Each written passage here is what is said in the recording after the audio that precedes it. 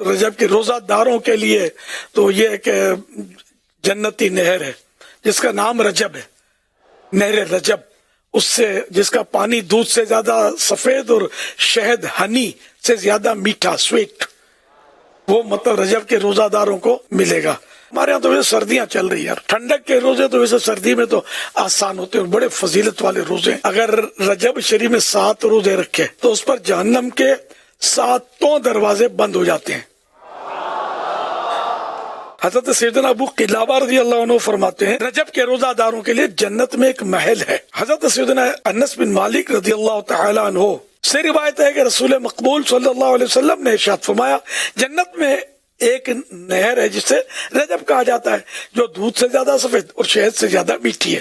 تو جو کوئی رجب کا ایک روزہ رکھے تو اللہ پاک اسے اس نہر سے سیراب کرے گا۔ ایک اور فرمان مصطفیٰ صلی اللہ علیہ وسلم سنیے، ارشاد فرمایا رجب کے پہلے دن کا روزہ 3 سال کا کفارہ اور دوسرے دن کا روزہ 2 سال کا کفارہ اور تیسرے دن کا 1 سال کا کفارہ ہے۔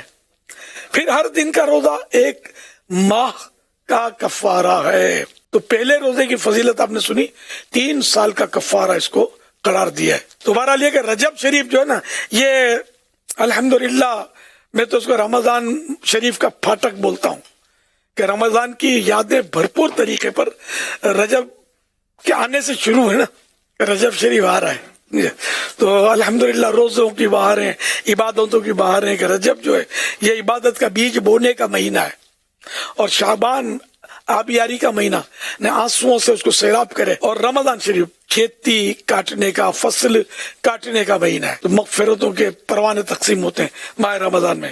تو یہ 3 مہینوں کو بڑی اہمیت حاصل ہے، اور یہ رجب تو حرمت والا مہینہ ہے، ماہ حرام، حرام مانے حرمت والا، عزت والا۔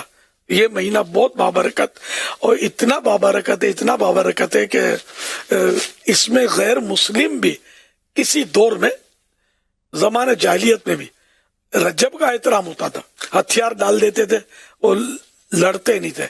اس لیے رجب کا نام ایک نام ہے اسم، یعنی خوب بہرا، کہ اس میں مطلب لڑائی جھگڑوں کی آوازیں نہیں ہوتی تھی۔ تو ایک بزرگ کا قول ہے کہ جب غیر مسلم بھی ہتھیار ڈال دیں اور ہتھیار نہ چلائیں رجب میں، تو ایک مسلمان کم از کم اتنا تو کہ زبان نہ چلائے، زبان سے جو فالتو بڑبڑ بڑبڑ بڑبڑ ہوتی ہے وہ تو کم از کم رجب میں رک جائے۔ تو عبادت پر کمر باندھ لینی ہے۔